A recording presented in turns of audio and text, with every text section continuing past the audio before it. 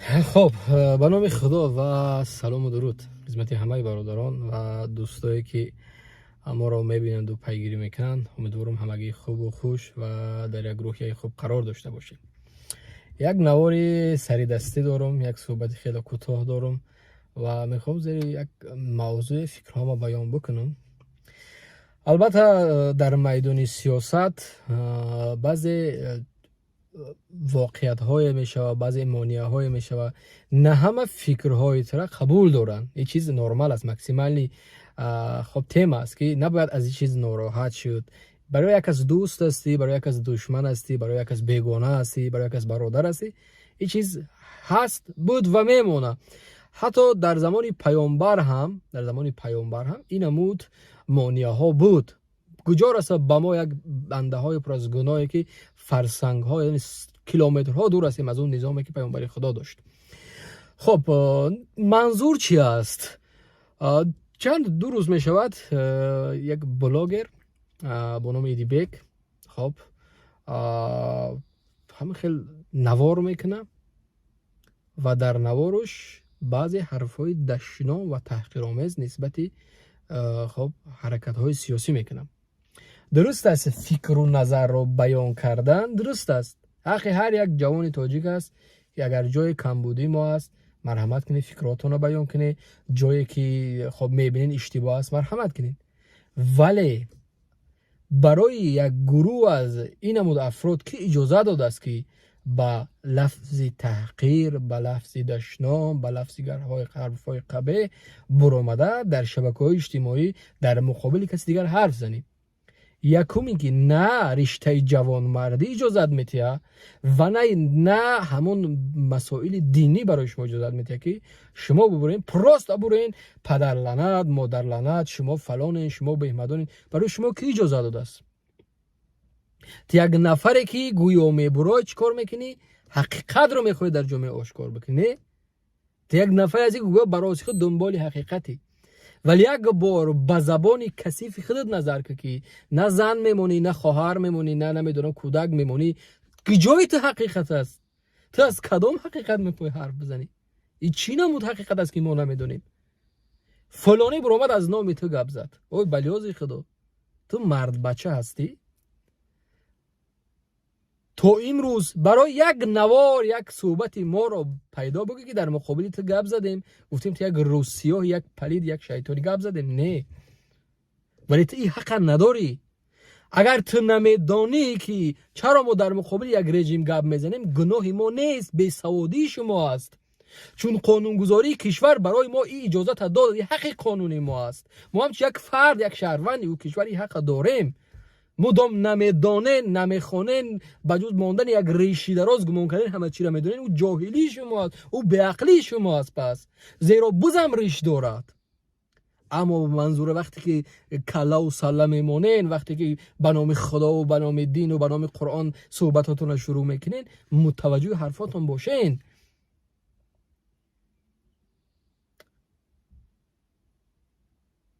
دعوا دارین که ما مسلمان هستیم. اسماعیل جان براتون اسماعیل از خرجه های بیمانه حرامخوری بلاگری رو حرف میزنی. اما یک بار نظر کن در سطح اسماعیل او کی هست و چی حق دارد که مخصوص برای یک بلاگر اگر بگذار او یک نفر باشه که نمبر 1 باشه در دنیا، ولی این حق قانونگذاری اجازت نمیتیه. پیشواز گرفتن مهمانی خارجی در سطح پرزیدنت ها پروتکل مخصوص نوشته می شود که از کجا به کجا میره و کی پیشواز میگیره و چگونه پیشواز میگیره و چگونه گسیل میکنه. یعنی یک قانونی نوشته شده از این چیز. نمیدونم در سطح نویره پرزیدنت برای اینو قانونگذاری تاجیکستان که یک قانون جنگالیسم است اجازه داده است. هر کاری که بگه، حتی پلیس و امنیت برای یا چیز باید بده. تو انسان اگر باشی یک بار بگی ورق بزن مسائل دولتی را، حقوقی و نمیدونم سیاسی را که قانون این چیزا رد کرده است، منع کرده است. اسماعیل نه صدر اعظم است، نه وزیر است، نه مینیستر است که این حق داشته باشه. و در سطح یک بلاگر اگر شما دعوای معرفی این ملت دارین، برای ما بسنده از سینا و رودکی و بیدل و خیام و حافظ ما را معرفی کردن. ولی فقط در سطح شما برای نوجوان مردم آمدین که این ملت پست و ذلیل کردین. اگر تا زمانی که رودکی هست شعر و غزل و نمیدونم حکایه و داستان هست، تا زمانی که سینا تیب هست سینا زنده خواهد ماند در قلب‌های انسان‌ها. تا زمانی که غزل و ربایی زنده است خیام و بدیل زنده است. تا زمانی که اسلام هست بود و میمونه امام اعظم و امام بخاری و ده ها تا بزرگای دین زنده میمونه و این ملت میشناسند. ولی تا زمانی که رژیم رحمانوف زنده هست در سر قدرت هست، این ملت مثل اینمین نواری که میبینین خواهرها و زنهای ملت میبرن چیکار میگن؟ در پیش 4 تا نمیدونم افراد خارجی میرقصه. دعوای شما چی است؟ ما یک ملتی فرهنگ دوست هستیم و 10 سوالی است برای تو که تو آماده هستی که زن و خواهر و مادری تو پیش اینمین نفرها برقصه؟ آماده ای؟ فرهنگ است دیگه. دعوای مهمان دوستی دارین، تو آماده ای که برای برقصن؟ فرض کردیم من یک نفر هستم که 50,000 آبونچی دارم، رفت و به خانه شما سفر کردم، تو آماده هستی که عزیزای تو برای پیش من برقصن؟ البته که نه. غرور و شجاعت جوانمردی اجازه نمیتیه. اما چرا ما دیدیم هر منطقه که رفتن زنها میبرن در مقابل اینا میرقصن؟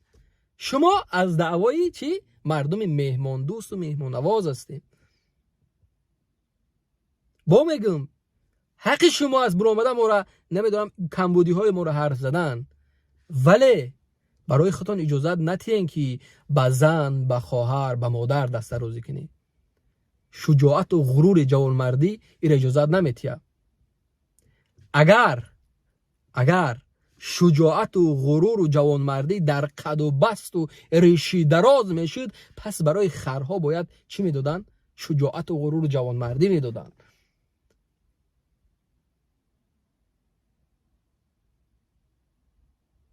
وقتی همراهشون صحبت میکنی زبانشون پر از تحقیر است، پر از دشنام است، پر از حقارت است.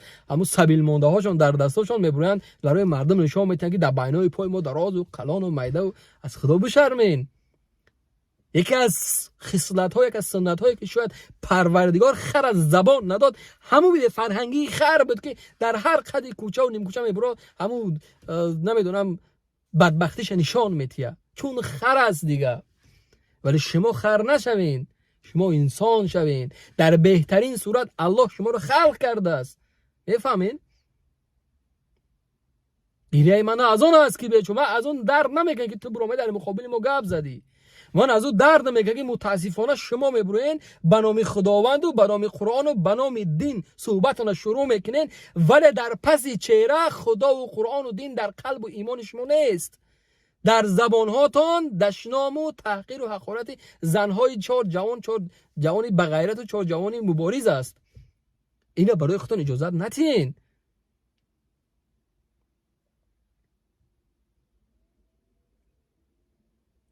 شما دعوای یا چی است که ما شما رو شرمنده میکنیم. از ملاهای مسجد سر کرده تا حافظها و قاریها و بلاگرها و رقاصه ها و مینوشها و قماندان ها و گنرال ها و نمیدونم پروفسورها برآمدن در این راه. کدام او موفق شدن؟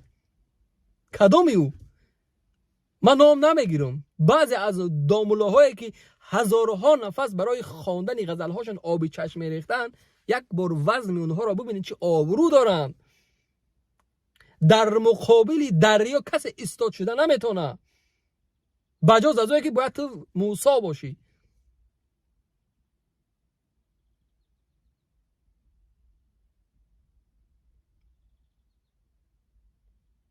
تو امروز یک نفر را بیارین که در مقابل این راه ایستاد شد و تا آخر موفق شد. شما دعواتون چی است؟ ما تا امروز حرامخورا و بلاگرها را قپیدیم و در مقابل شما ایستاد میشه. شما تا امروز در مقابل یک رقاصه و یک حافظ و یک قمارباز و یک برده ایستاد شدین، حرف زدین. ولی اکنون منتظر باشین که شما به آبرو میشین.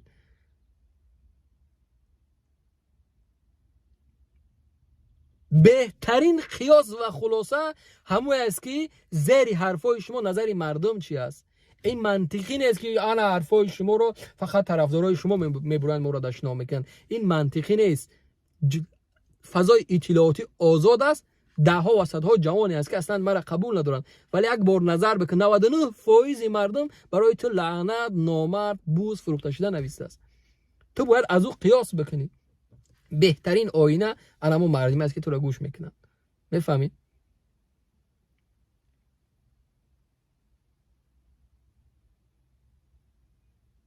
با میگم حق هر یک جوان تاجیک است، نوابسته از مذهب و دینش و رنگ و روش. برای در مقابل ما با دلایل، با اسناد، با نمیدونم هر چیزی که آماده دارین حرف بزنید، ولی دشنامو براتون اجازه نتین. نشانه مردی این نیست. من فقط همین را میگم که مرد بدن این نیست که شما در زبانتان پلید او باش. ما وقتی که میگم رحمانوف ظالم است، من 100 تا مثال میارم. تو برای ما آورده میتونی مثال، شما معنوش الکش برای من مثال آورده میتونی. میگم رحمانوف رقاص است، من مثال دارم. رحمانوف خائن است، من مثال دارم که پارچه زمین فروخت. بزرگترین خیانت برای مردم فروختن پارچه زمین است. من مثال دارم، من فقط اسناد دارم. ولی تو همچون یک انسان، همچون یک جوان مرد، همچون یک دعوای مسلمانی داری، تو آماده است که از همون مقدسات دفاع بکنی. وقتی که زنی تاجیک برآمد در مقابل یک بلاگر ایستاد شد و رقصید، تو گفتی ما مردم مهمان نواز هستیم. من توف کردم به اون مهمان نوازی، من توف کردم به اون فرهنگ، من توف کردم به اون ناموسی که ما میبینیم که مادری تاجیک، خواهری تاجیک در مقابل 4 تا اجنبی میرقصه، ما قرصک میزنیم که اسماعیل جان برای این ملت خدمت کرده. من توف کردم به اسماعیل جان و خدمتی که زنی تاجیک به آبرو باشه.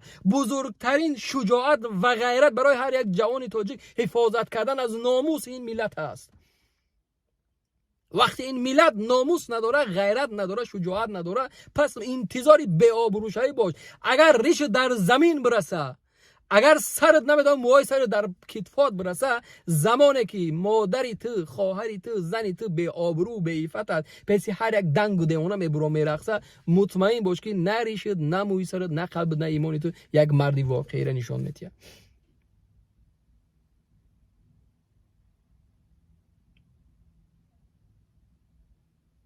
هر کسی که نباشین برای خودتون اجازه نتین به تحقیر و به دشنام. دنیا به کسی نمیمونه. سلطنت ها، امپراتور ها، خلافت ها، دولت های بزرگی که در سطح جهانی نام داشتن از بین رفتن. چی گمان کردین؟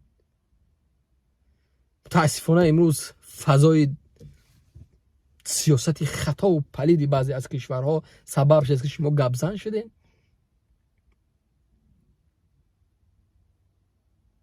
باز هم خیر است.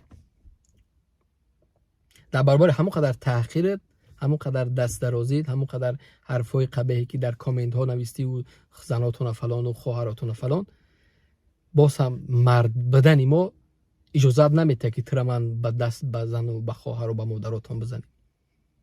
چون شما مانعی ما نیستین. حالا وقتی شما میرسه، هر یک چیز برای خودش وقت داره، ساعت داره، جواب و سوال داره، ولی فقط خیلی با حرف نه. زنده خواهید دیدی چیزا را، زنده خواهید دید.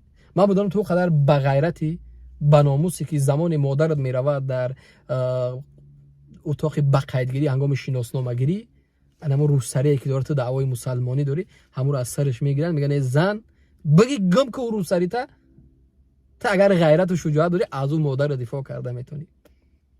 لااقل به دلت، به همون قلبت بد میبینی که نفرت میکنی، ولی وقتی که میبروی زبان رو دمی قدر میلسی، این نبودن غیرت و شجاعتی تر نشون میده. برای تیم قدر سخن بسنده است که میگه سگ وقتی که اجلش رسید در دیوار مسجدها چیکار میکنه؟ خب نجاست میکنه. اکنون تو مثل همون سگ اجلت رسید. تجربه اینمی چند ساله که در این راه ما دیدیم نشان داد که یک نفر را بیاره در سطح بهترین پروفسور، من میدونم که وقتی برآمد در امیر رو در مقابل نویس، امروز به آبرو است، 4 بلاگر در کوراتوری میکنه و دمدم 4 بلاگری که هر روز تحقیر اخلاق میکنن بالای وقتی او کار میکنه. یک کسی که پروفسور است، یک کسی که با میگم در مسجد 1000 نفر همیشه اچیرت بودن که قدیش سلام بکنن، هنگام تلبیدن به خانه هاشون بخچه نمیدونم همین کلی پشتی غذا و پول و مال خانه هاشون میبرن، در پردا و در سکسیه های بلند آشانه زندگی میکردن. امروز آبروشون ببین چقدر است. مردم چی براشون میگه؟ چون در مقابل حرکت آب ایستاد شدن. تو نیز یک از همونها هستی. منتظر باش که دیر یا زود خودت سریخت میخری، خودت به آبرو میشی. مردم جواب تره در کامنت ها، در کوچه و بازار و خیابان ها حتما میتین. حرف دیگه ندارم. انتظاری صحبت های بعدی دوستان.